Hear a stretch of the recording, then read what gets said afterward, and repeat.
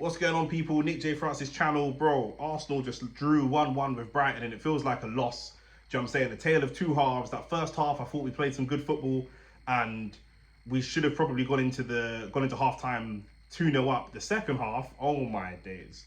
Like, the ref's given a really poor penalty. Really poor penalty. I had someone in my stream who's a Manchester United fan who said it was never a penalty. I thought it was poor, and what was really poor. Okay, you get decisions go against you sometimes. That was a poor decision. It went against us. But after that, the response from us was just to crumble. We just completely crumbled. Mikel Merino was anonymous. Trossard was anonymous. In that second half, Odegaard came on and didn't really have much of an impact. Calafiori looked rattled. We were trying to fly and dive into challenges, and we lost all our composure once we went down to 1-1.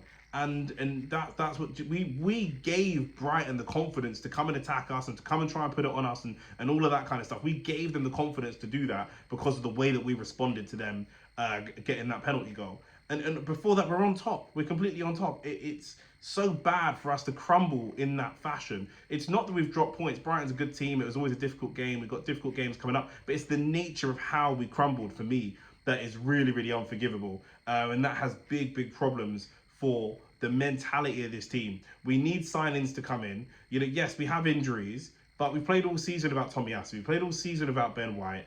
The only player that got a goal for us was Ethan Nwaneri. And again, back-to-back starts, back-to-back positive games and impacts, but we can't rely on a 17-year-old. We certainly need a left-footed player because Martinelli can't play on the right. He's using his legs, but he's running nowhere. And Mikel Merino came in as somebody that was going to win us lots of physical duels. We've all done videos and read articles about how he's a duel winner and he's an elite duel winner. And he's just getting bullied all over the pitch like any other player. Poor, really poor, in my opinion.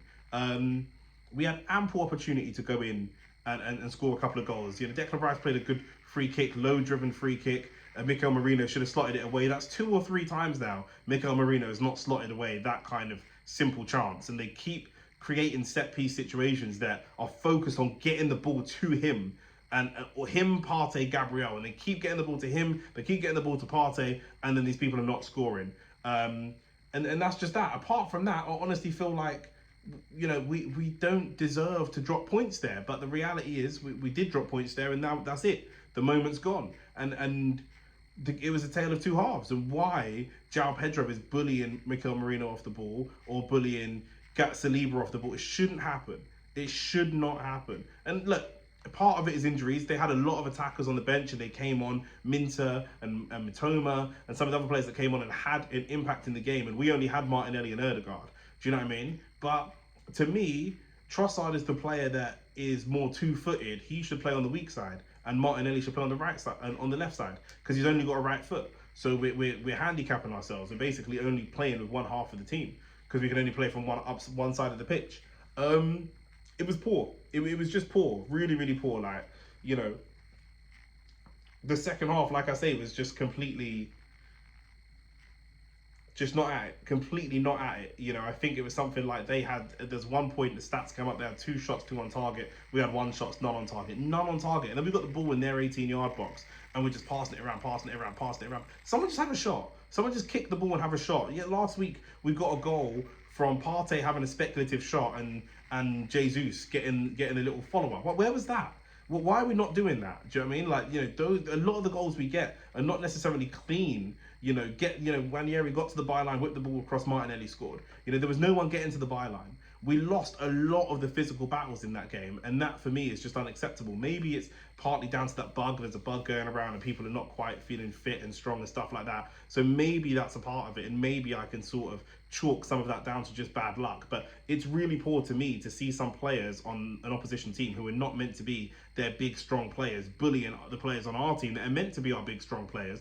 And we just have no reply because we can't compete physically. And that for me is just unacceptable completely. Other than Nwaneri, who's still 17 and growing, same with Miles Lewis-Skelly, the rest of them have absolutely no excuse.